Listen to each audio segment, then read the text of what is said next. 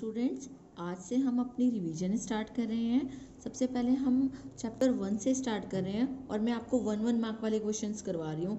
1 mark वाले questions में बेटा इस बार जो है ना वो 30 मार्क्स के क्वेश्चंस हैं हमारे, जो 1 मार्क के अंडर आते हैं। तो सबसे पहले मैं 1 मार्क में ऑब्जेक्टिव टाइप क्वेश्चन आपको करवा रही हूँ। हर चैप्टर के करवाते चलेंगे ताकि आपके एक रिविजन भी हो जाए और आपको समझ में भी आ जाए कि पेपर में किस तरह से क्वेश्चंस आते हैं। ये मेरे पास एक यूनिमैक्स की बुक है जिसके अंदर से मैं part 1 principle and function of management start करवा रही हूँ और धीरे धीरे हम इसमें से क्वेश्चंस करते चलेंगे और जहाँ मुझे लगेगा कि आपको डाउट हो सकता है वो डाउट भी मैं आपको क्लियर कर दूंगी।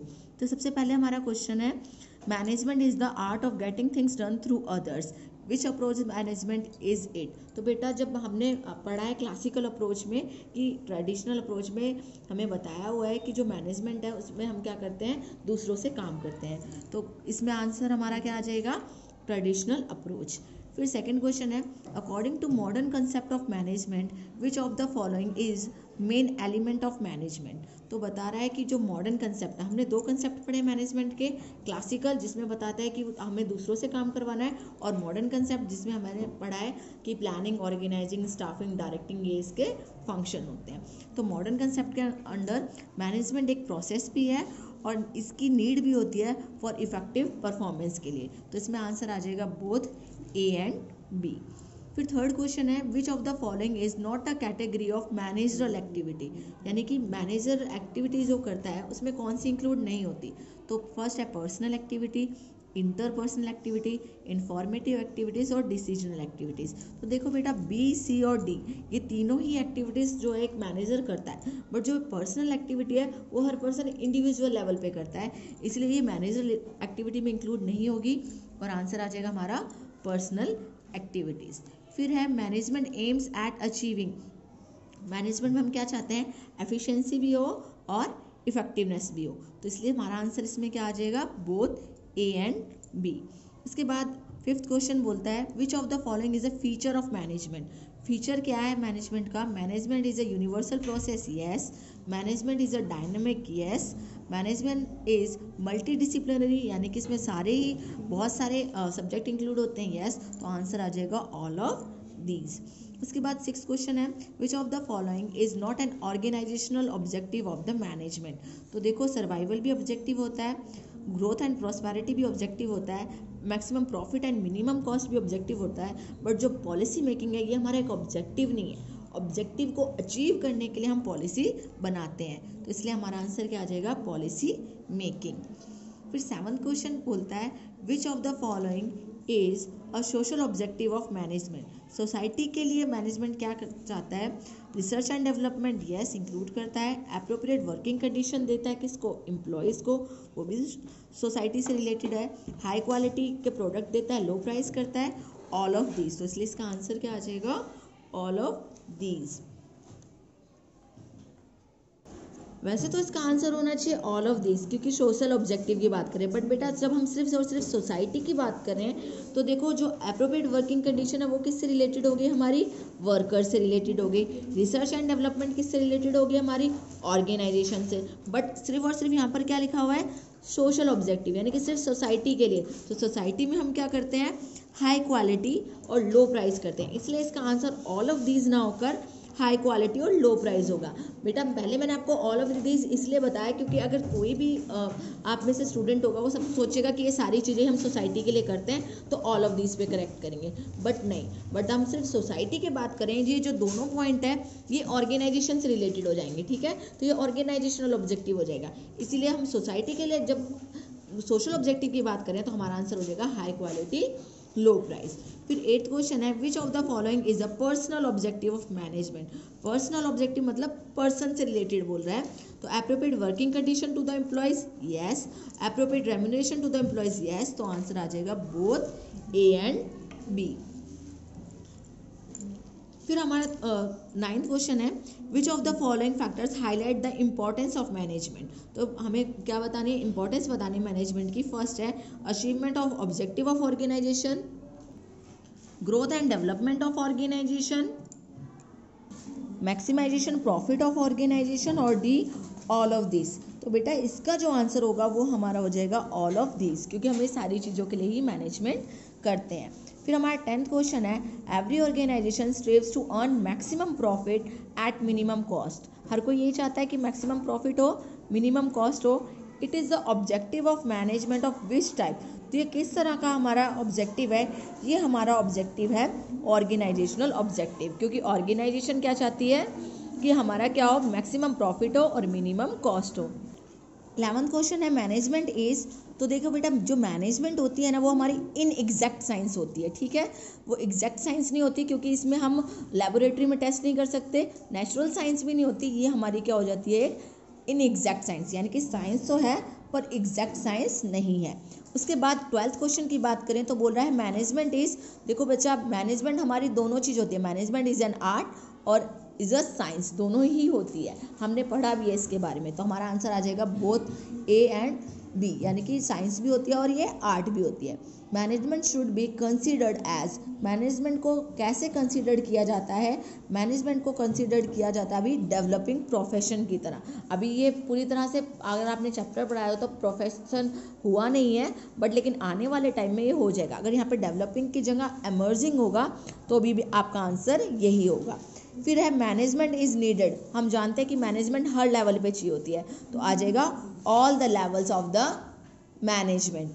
उसके बाद 15 क्वेश्चन देखिए, at which level of management are the policy formulated. तो देखो बेटा, जो पॉलिसीज़ होती हैं हम उसमें ऑब्जेक्टिव अचीव करने की बात करते हैं, तो जो ऑब्जेक्टिव बनाते हैं हम किस पे बनाते हैं, टॉप लेवल पे। तो आंसर क्या आ जाएगा, टॉप लेवल मैनेजमेंट। फिर 16 क्वेश्चन है, which of the following is not a function of top level management. Top level management का क्या फंक्शन नहीं है? देखो, ऑब्जेक्टिव बनाता है, हाँ जी, पॉलिसीज भी बनाता है, ठीक है। उसके बाद लिखा हुआ है इम्प्लीमेंट करना पॉलिसीज को ऑफ ऑर्गेनाइजेशन। ये वाला फंक्शन नहीं है किसका, टॉप मैनेजमेंट का, क्योंकि वो इम्प्लीमेंट नहीं करता, पॉलिसीज को सिर्फ बनाता है।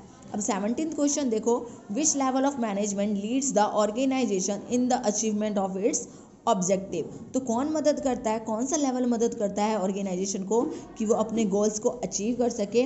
तो इसका आंसर आ जाएगा टॉप लेवल मैनेजमेंट, क्योंकि टॉप लेवल मैनेजमेंट ही लीड करता है। लीड का मतलब क्या होता है, जो नेतृत्व कर रहा है, स्टार्टिंग कर रहा है। तो स्टार्टिंग में कौन बनाता है प्लानिंग, टॉप लेवल। तो आंसर क्या आ जाएगा हमारा, टॉप लेवल मैनेजमेंट। उसके बाद देखो 18 क्वेश्चन में, eight which level of management routine activities. देखो बेटा, रूटीन एक्टिविटीज़ क्या होती है, डेली एक्टिविटीज़, यानी कि डे टू डे वर्क, वो हमारा कौन करता है, ऑपरेटिंग लेवल मैनेजमेंट। उसके बाद 19 देखो, eight which level of management does marketing manager function. तो मार्केटिंग मैनेजर होता है वो किस लेवल पे होता है, टॉप लेवल पे नहीं होता, पॉलिसीज नहीं बनाता, लोअर लेवल पे भी नहीं होता, वो वर्किंग नहीं कर रहा है, वो क्या होता है हमारा मिडल लेवल मैनेजमेंट। जितने भी हमारे मार्केटिंग मैनेजर हो गया, प्रोडक्शन मैनेजर, सारे कितने होते हैं हमारे, ये हमारे मिडल लेवल मैनेजमेंट में आते हैं। फिर है which level of management stabilise cooperation and coordination in the working of various department. तो देखो बेटा, कॉपरेशन की बात कर रहा है, कोऑर्डिनेशन की बात कर रहा है, ये हमारा कौन करता है, ये हमारा करता है मिडल लेवल मैनेजमेंट। हमने जब मिडल लेवल मैनेजमेंट के फंक्शन पढ़े थे तो हमने पढ़ा था it is the link between top and lower level. तो इसीलिए इसमें क्या आ जाएगा answer, middle level management. Chairman और chief executive officer of an organisation is included in which level of management. तो देखिए बेटा, जो चेयरमैन होते हैं, सीईओ होते हैं, या हमारे टॉप लेवल मैनेजमेंट पे होते हैं, ठीक है। उसके बाद है executive head of a department of an organisation is include. देखो किसकी बात कर रहा है ये, एग्जीक्यूटिव हेड की। हेड ऑफ डिपार्टमेंट हमारे किस में इंक्लूड होते हैं, हेड ऑफ डिपार्टमेंट हमारे इंक्लूड होते हैं मिडल लेवल मैनेजमेंट में। फिर है who among the following function as part of middle level management. तो मिडल लेवल मैनेजमेंट के बारे में बता रहा है कि इनमें से कौन सा ऐसा है जो किसका पार्ट है, मिडल लेवल मैनेजमेंट का पार्ट है। तो देखिए बेटा, क्वेश्चन है फॉरमैन, ये आपका लोअर लेवल का है, सुपरवाइजर भी आपका लोअर लेवल का है, जो मैनेजर है वो आपका किसका है, वो आपका मिडल लेवल मैनेजमेंट का, जबकि जनरल मैनेजर आपका किसका आ जाएगा, टॉप लेवल का। उसके बाद है which of the following is an aspects of the role of a global manager. यानी कि बताना है कि ग्लोबल मैनेजर का क्या रोल होता है। इंटरपर्सनल रिलेशनशिप रोल्स, यस होता है। इंफॉर्मेशन प्रोसेसिंग रोल्स, ये भी होता है।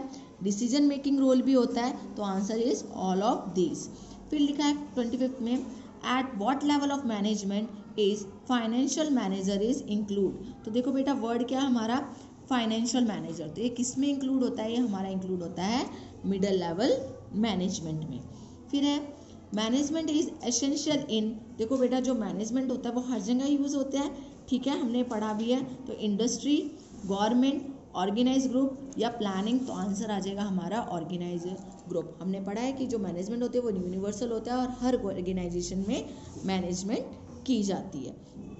उसके बाद 27 क्वेश्चन देखो, which is true about management as a profession, क्या सच है कि मैनेजमेंट जो है वो प्रोफेशन है? नो, अभी पूरी तरह से तो नहीं है।